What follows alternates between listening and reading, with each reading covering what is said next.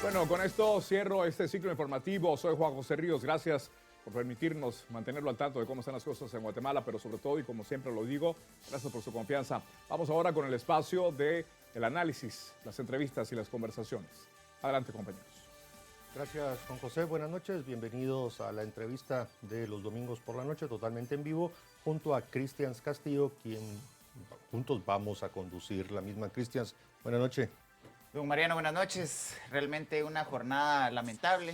Sí. Esta sociedad tiene tantas heridas recientes que con golpes como el de ayer se reabren, y solo para recordar un par, la masacre de la cumbre de Alaska durante el gobierno de Otto Pérez Molina y las 40 niñas que fueron calcinadas en el gobierno de Jimmy Morales, a lo que se suma esta jornada este fin de semana. Bueno, eso será de discusión, porque llegar a esos extremos de comparación, bueno, creo que se están tratando de mezclar cosas que no deben de mezclarse. Pero en fin, para analizar, para entrevistar, para conocer, para opinar, estamos esta noche y precisamente tenemos tres invitados a quienes le doy la bienvenida. Inicio con el tercer secretario de la Junta Directiva del Congreso de la República, el diputado Castillo, también al presidente de la Cámara de Industria de Guatemala, el ingeniero Eduardo Girón, y también con el licenciado Mario Fuentes de Starac, vicepresidente de la Cámara de Periodismo de Guatemala. Buenas noches a los tres, bienvenidos. Muy buenas noches a todos. Gracias. Inicio con el diputado Castillo. Diputado, buenas noches.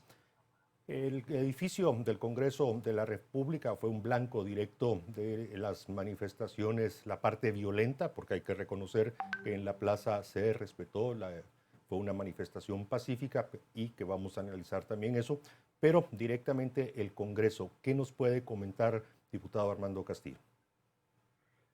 Sí, gracias. Muy buenas noches a cada uno de los panelistas y a los entrevistadores.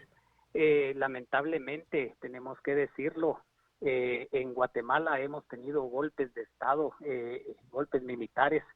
Hemos tenido graves problemas cuando estuvo la guerrilla y era una guerrilla beligerante en medio de la guerra, y jamás ocurrió un hecho como el que ahora ocurrió, que se incursionara en un edificio símbolo, un edificio histórico como el Congreso de la República, que no solo guarda historia, sino que guarda legalidad, guarda muchas cosas.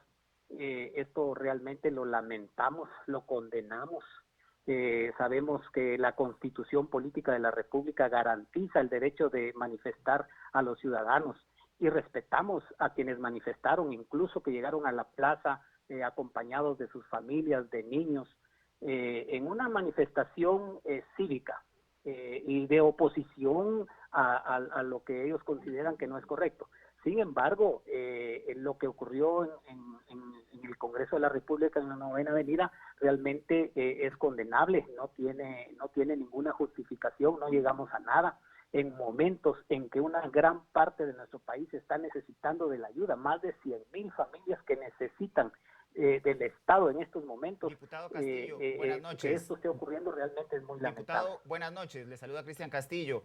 La causa de las manifestaciones y del descontento generalizado es precisamente a partir de la aprobación del presupuesto 2021 y cómo se dio en el Congreso. ¿Cuál es el estado en este momento de este decreto? ¿Ya fue trasladado a Casa Presidencial al Ejecutivo para que contemple la posibilidad de un veto o se busque una salida a las demandas que la sociedad está planteando? Efectivamente, el decreto no ha sido trasladado al Ejecutivo, estaba en revisión y estilo, y hemos decidido con la Junta Directiva del Congreso de la República, y esto pues ya en unos momentos estará saliendo ahí en cadena nacional, que definitivamente por la paz social y porque es necesario que nos sentemos y lleguemos a consensos, este no es un decreto que vaya a ser trasladado al Ejecutivo, porque consideramos que podemos todavía tomarnos un tiempo, o en todo caso que quede vigente el anterior, el que está ahora, y pues en enero habrá que hablar de readecuación. Aunque el monto es mayor, señor diputado. Esperamos en un ambiente menos convulso. Aunque el monto es mayor al que está vigente y el agujero fiscal sería todavía aún mayor al que se aprobó.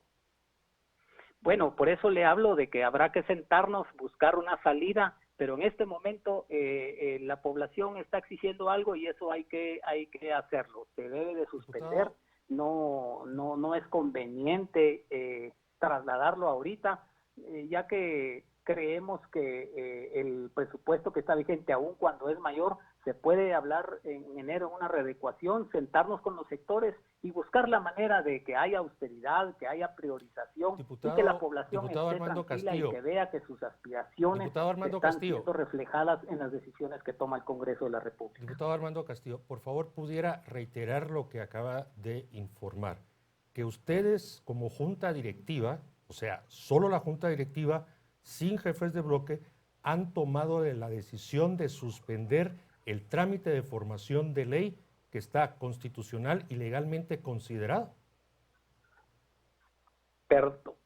Perdón, fíjese que no le escuché bien. Perdón. Le reitero la pregunta, diputado Armando Castillo.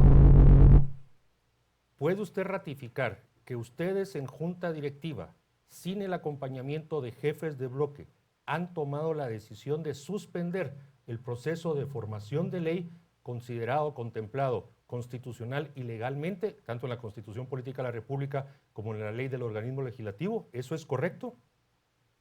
Nosotros lo que hemos es consensuado. Obviamente esto tiene que pasar por el trámite legislativo que corresponde para que el Pleno lo autorice. Sin embargo, se ha asumido una posición política de frente a la situación que se está viviendo. Esto obviamente el presidente Alan Rodríguez lo estará diciendo ya en breves momentos en una cadena. Pues yo estoy atendiendo esta entrevista y usted me hace la pregunta. Yo sí le puedo decir que hemos llegado a ese consenso la mayoría de jefes de bloque y la junta directiva.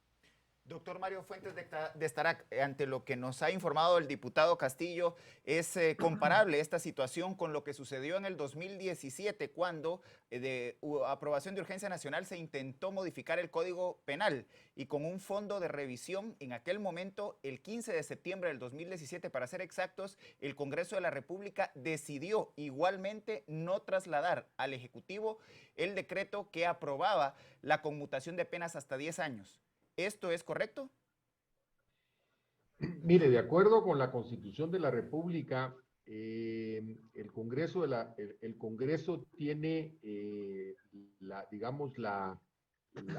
potestad legislativa, es decir, se lleva a cabo el proceso de formación de la ley, que sería la iniciativa de ley que se produjo, ¿verdad? Que es el proyecto que envió el Ministerio de Finanzas al Congreso.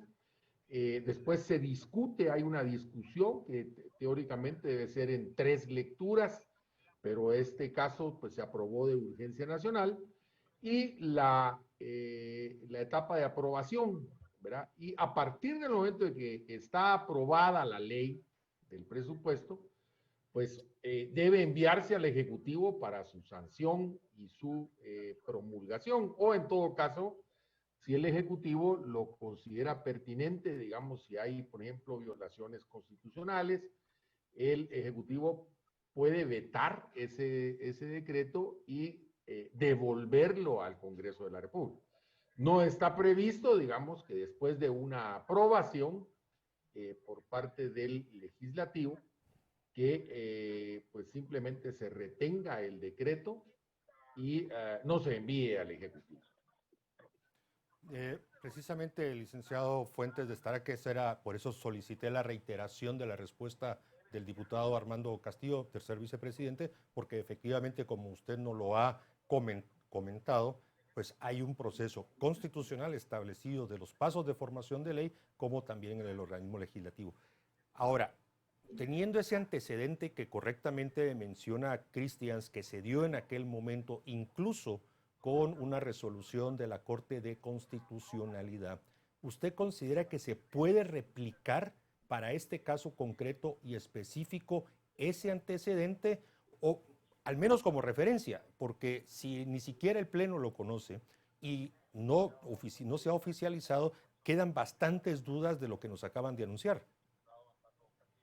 Mire, el proceso legislativo no puede ser interrumpido, ¿verdad? Aquí se dan las distintas fases del proceso legislativo, discusión, en ese caso de discusión, aprobación, y debe remitirse al Ejecutivo para que el Ejecutivo lo sancione o lo vete.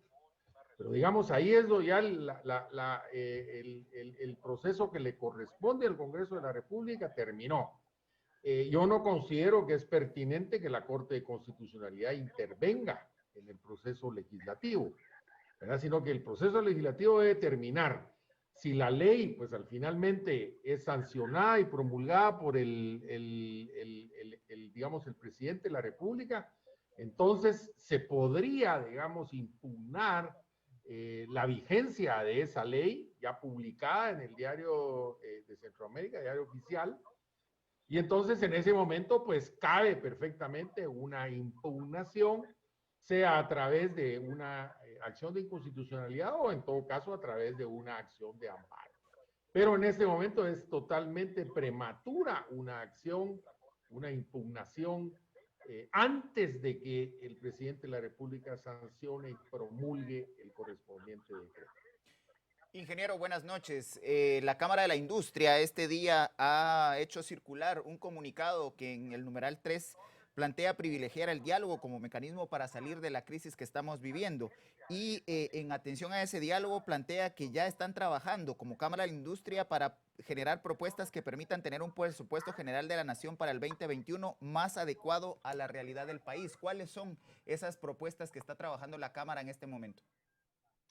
Pues muy buenas noches a todos y muchas gracias por la invitación.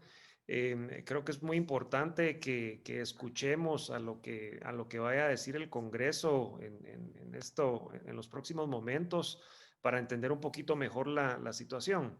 Ahora, no obstante, pase, lo que nosotros hemos hablado ya desde el viernes pasado, hemos estado en reuniones con el Ejecutivo, donde nosotros hemos hecho ciertos planteamientos en donde pretendemos de que se quede diseñado un presupuesto para el año 2021 que sí en efecto sea adecuado a las necesidades y capacidades de pago que tiene el país.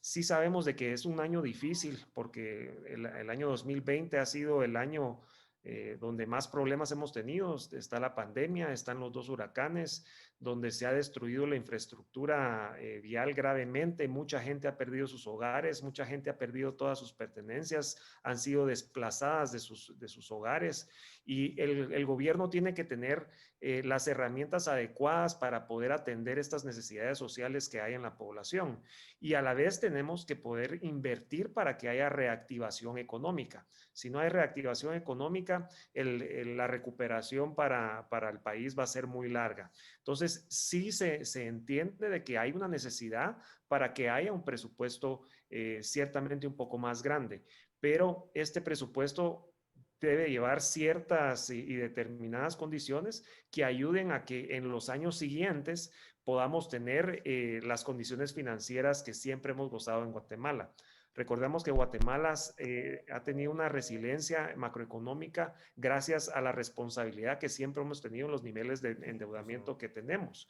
Entonces, sí es muy importante que para los años venideros se pueda limitar y se pueda ir reduciendo nuevamente el déficit fiscal que se va a tener en el futuro de regreso a los valores de los años anteriores. También debemos de blindar que los recursos que estén destinados para la reactivación económica en efecto sean destinados para este propósito. Ingeniero Girón, precisamente mi pregunta va en ese sentido. Por la respuesta que usted nos está dando, entendemos que ya efectivamente se hizo un análisis de lo aprobado por el Congreso de la República en ese decreto 33/2020 y que estarían en un plazo perentorio corto, listos precisamente para una discusión técnica que garantice todos esos elementos que usted ha mencionado. ¿Eso es correcto? ¿Así lo entendemos? Es correcto, y de hecho ya hemos sido convocados para el día martes para poder hacerle llegar al presidente nuestra propuesta que tenemos como sector privado. Doctor Mario Fuentes de Starac, hemos perdido la comunicación con el diputado Castillo. No obstante, es importante aclarar a la audiencia que según el artículo 177 de la Constitución, el proceso de formación de ley no puede ser interrumpido. Los pasos están plenamente definidos en este artículo y no se puede legislar constitucionalmente desde un poder constituyente constituido, como el de la 9ª legislatura. ¿Puede usted, por favor, profundizar en el tema? Bueno, repito, ¿verdad? Hay un proceso legislativo que está previsto en la Constitución, tiene distintas fases son iniciativa de ley, después discusión, aprobación por parte del Congreso de la República y posteriormente pues debe ser enviado el decreto aprobado por el Congreso al Ejecutivo y el Ejecutivo pues deberá sancionarlo o vetarlo. ¿Verdad? Por eso es que se ha visto una serie de comunicados de prensa, en este caso concreto, pidiéndole al presidente de la República que vete el decreto. Porque obviamente ya agotado el procedimiento legislativo en el Congreso, lo que toca ahora es que en el Congreso, que a nivel del Ejecutivo el presidente vete este instrumento presupuestario. Eso es lo que procedería técnicamente, ¿verdad? Entonces, pues yo no sé qué están considerando a nivel del Congreso de la República, pero eso es lo que dice nuestra Constitución. Y sin duda, pues en este momento la discusión ha subido de tono.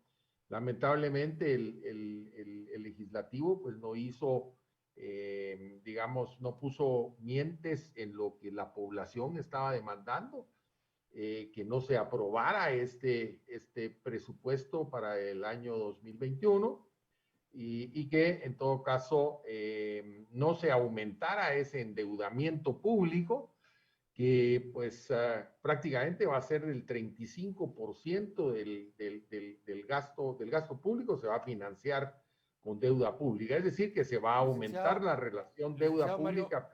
Mario Fuentes, antes de entrar a las interioridades, porque quisiera hacer una pregunta. El proceso del veto, su aceptación o no, en su fondo y en su forma, también es un tema constitucional y legal que podría suponer que no dé los tiempos, que no dé las mayorías, ya sea para aceptarlo, para rechazarlo, incluso lo que algunos denominan el famoso veto técnico, que es sencillamente engavetarlo, con lo cual estaríamos a partir del 1 de enero posiblemente con el mismo presupuesto, el 1 de enero de 2021, con el presupuesto 2020 vigente, y estaríamos entonces aún en ese escenario de tener que plantearle reformas nuevamente al decreto 25/2018, que sería estrictamente el que entraría en vigencia el 1 de enero de 2021. ¿Cómo analiza? Porque no es solo vetar y ahí se acaba el asunto, hay todo un procedimiento de forma, fondo, constitucional y legal, como ya lo dije, que hay que respetar. Bueno, yo creo que si verdaderamente se quiere actuar con responsabilidad ante esta coyuntura, los tiempos debieran de hacerse lo más cortos posibles. Yo lo que creo es que ojalá se pudiera mantener el techo presupuestario del año pasado, el original, de 87.7 millardos, y que eso fuera lo que aprobara el Congreso después de un veto presidencial. Y eso, pues, definitivamente sería actuar responsablemente. Ahora, si vamos a entrar en una discusión mucho más amplia, pues obviamente se va a vencer el plazo del 30 de noviembre, que ya lo tenemos encima, y si no hay presupuesto, pues simplemente entraría en vigencia o se mantendría el presupuesto del año 2020, que es el de 107.7 millardos. O sea... Diputado Castillo, hemos recuperado la comunicación con el diputado Castillo, ¿nos escucha? Sí, le escucho. Señor diputado, debemos entender que el acuerdo político en este momento es dejar el presupuesto vigente para el periodo fiscal 2020. ¿Cuáles son las garantías que la sociedad guatemalteca tendría de que al momento de la readecuación presupuestal que debería hacerse el año entrante, hayan mecanismos que garanticen la transparencia y eviten que haya un mal manejo de los fondos públicos? Vea, el ejercicio que se hizo para este presupuesto es de que se hicieron más de 100 audiencias públicas. Pero este ya lo han dejado al margen, señor diputado. Y ese proceso deberá repetirse nuevamente. Y yo creo que esta coyuntura que nos tocó pasar nos ha enseñado que debemos de abrir más, ser más abiertos, que haya más diálogo, más participación. Y en ese sentido, nosotros como bancada estamos apoyamos bastante el hecho de que se tome este tipo de medidas de parte de Junta Directiva y de la la instancia de jefes de bloque, que obviamente todavía faltan procesos y todavía falta que el presidente haga pública la postura, pero nosotros comprendemos que es un momento político, que hay que accionar políticamente y de manera oportuna. Le repito, el Estado ahorita debiera de estar enfocado todas sus fuerzas en atender la emergencia de las tormentas y no podemos tardarnos 15 días en un debate legalista, queriendo que el problema se cultive todavía más.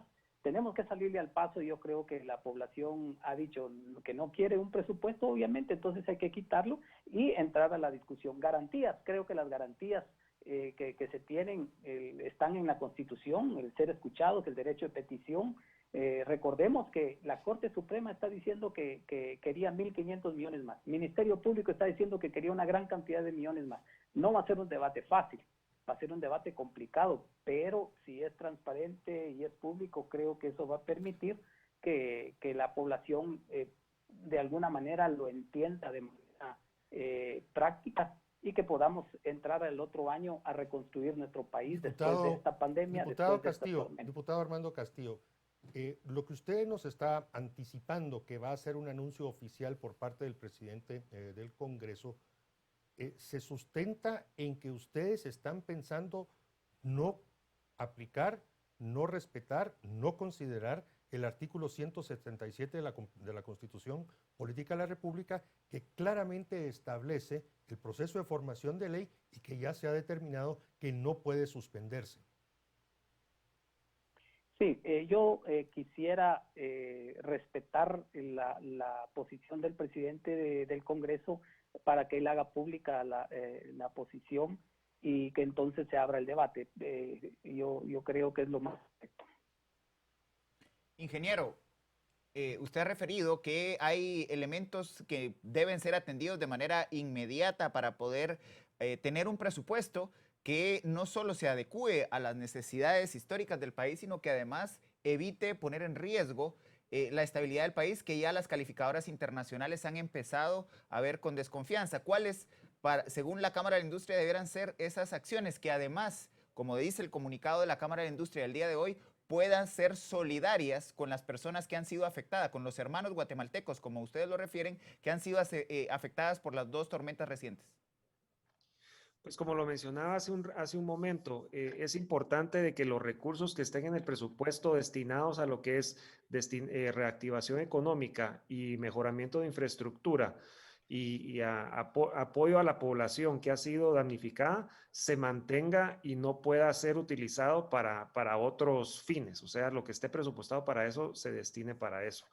Mencionaba también el tema de reducir el déficit fiscal en los años próximos en relación al PIB. Nosotros hemos mantenido siempre nos hemos mantenido a niveles de un 2% del PIB en los últimos años, y eso es lo que debemos de proyectar para los años a futuros. Ingeniero, por ejemplo, ¿cuál es la posición de la Cámara frente al tema de la desnutrición, el impacto que tiene esta en los niños de nuestro país y el combate mediante políticas subsidiarias de la pobreza y la pobreza extrema en Guatemala?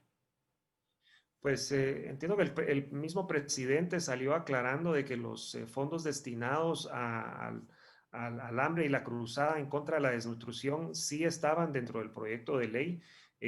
Creo que eran cerca de 200 millones de quetzales para el programa de la cruzada en contra de la desnutrición y 4.000 millones de quetzales para destinar a la desnutrición. Entonces, creo que ahí es un tema de desinformación que se ha hecho en cuanto al proyecto actual que está, donde realmente sí están esos fondos. Creo que el presidente lo aclaró en su cadena nacional que hizo el día jueves, si no estoy mal.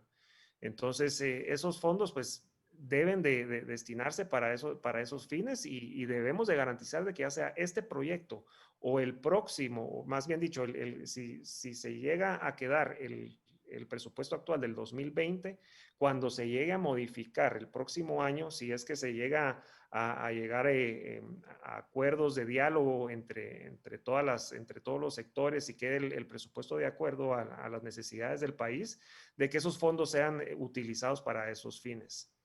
Yo creo que es importante de que muchas veces la desinformación ha llevado a un debate negativo, pero sí es cuestión de entenderlo y ver de que los fondos estén bien utilizados y bien destinados.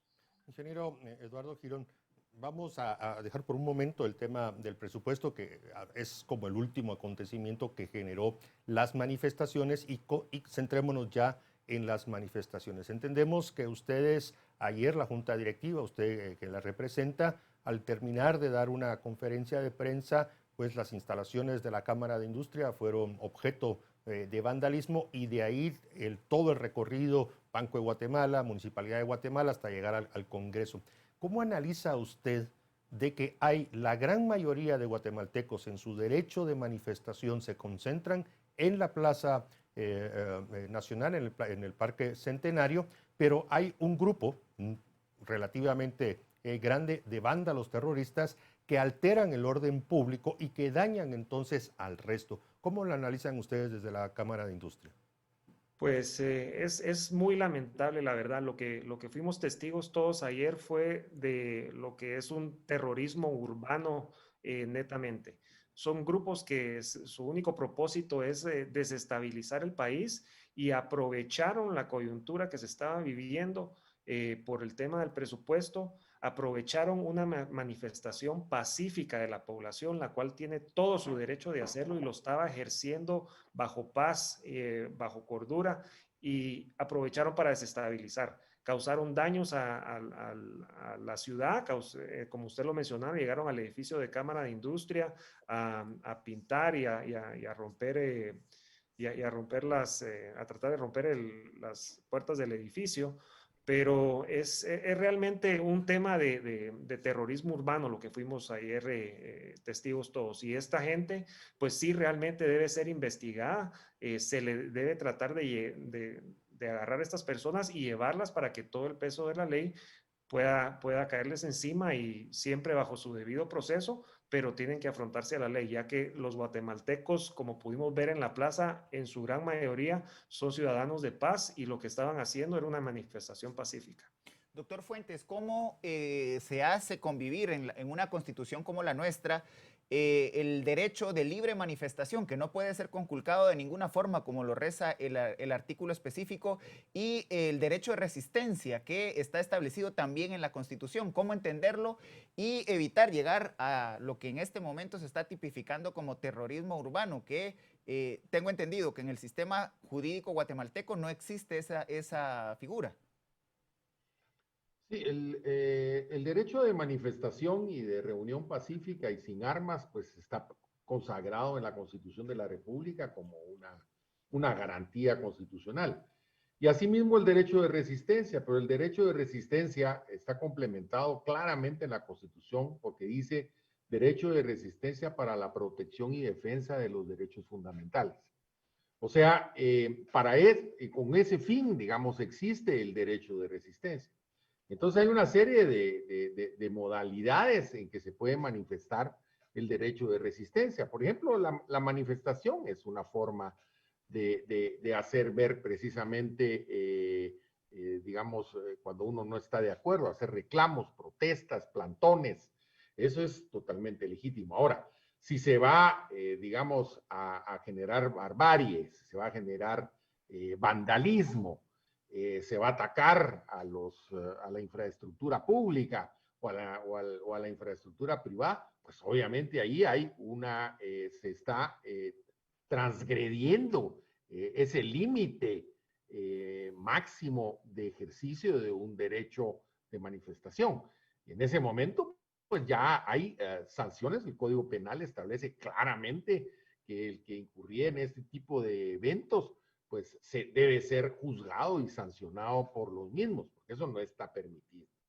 Entonces, ese es el límite, ¿verdad? El límite es cuando uno ya violenta los derechos de otro. Y aquí, obviamente, al haber atacado una infraestructura pública, obviamente ahí hay una transgresión que debe ser castigada. Licenciado, perdón, diputado Armando Castillo, tercer vicepresidente del Congreso de la República, en lo que le consta a usted ya como miembro de Junta Directiva, ¿tienen ustedes alguna evaluación de los daños que se le ocasionó al edificio, y no solo al edificio, sino también al patrimonio cultural de la nación, como lo es, por ejemplo, el mural que está en el Salón del Pueblo y otras partes históricas de la dirección legislativa? Sería mi primera pregunta. Y segundo, si ya las imágenes de las cámaras de seguridad que están adentro del edificio ya fueron entregadas y ya están bajo resguardo del Ministerio Público. En cuanto a los daños, no tenemos todavía una cuantificación, puesto que hoy se apersonó el Ministerio Público a hacer sus actividades ya de levantar evidencias. Muchos trabajadores hoy domingo no llegaron porque es día inhábil, pero más por el hecho de la misma situación. Será hasta el día de mañana que nos encontremos ahí con el personal administrativo para ver de qué manera se puede sobrellevar la situación para poder trabajar. Creo que el evaluar los daños aquí no es fácil, porque acuérdese que estamos hablando de valores históricos, de valores morales, de situaciones que se dieron en el Congreso durante tanto tiempo y que ahí estaba guardada la memoria de tantas situaciones que se han vivido a lo largo de nuestra historia democrática y previo a la democracia. Las cámaras obviamente tienen toda la información y ya está a disposición de la Junta Directiva. Estamos dispuestos a colaborar en todo. Recuérdese que incluso hay por ahí algún diputado que se le ocurre decir que hay complicidad de Junta Directiva, algo que rechazo total y categóricamente. Creo que conozco a los quienes están en Junta Directiva, y aunque hay diferencias de color, hay diferencias de criterio, pero sé que no hay ningún loco como para hacer eso. Todo lo contrario. Sé de varios compañeros que hasta lloraron de ver esas imágenes de la destrucción que se estaba haciendo de algo a lo que uno se acostumbra de estarlo viendo todos los días a apreciar. Entonces el valor es intangible. Es intangible. Creo que esto va a quedar en la memoria de la historia guatemalteca como algo muy, muy doloroso. Ingeniero, ¿comparte usted que los edificios de este país conservan o representan los valores morales de esta sociedad? Y si es así, ¿la Cámara de la Industria ha presentado alguna denuncia con evidencias específicas ante el Ministerio Público para hacer investigaciones de las acciones que han referido? Sí, vamos a presentar una denuncia. Creo que los bastiones de la ciudad, pues, quiera o no, son materiales, sí representan una institución que los valores y la moral vienen de la mano con la institución que representan, no tanto lo físico del edificio. Creo que lo físico todo siempre es reparable y no hay nada que no se pueda componer. Pero sí es importante hacer ver de que esto fue un oportunismo de estos grupos clandestinos, les diría yo, que únicamente están tratando de hacer una repetición de lo que hemos visto en otros países. representándose por la extrema izquierda. Y realmente lo que nosotros como guatemaltecos debemos de tomar en cuenta es que los hemos visto y los hemos evidenciado de que no tienen nada que ver con las manifestaciones pacíficas. El guatemalteco no es destructor, no es ese grupo de personas que estaban destruyendo y que salen con una foto enfrente de llamas de fuegos en el edificio del Congreso. El guatemalteco es de paz y es el que estaba en la plaza manifestando con la bandera guatemalteca cantando el himno nacional.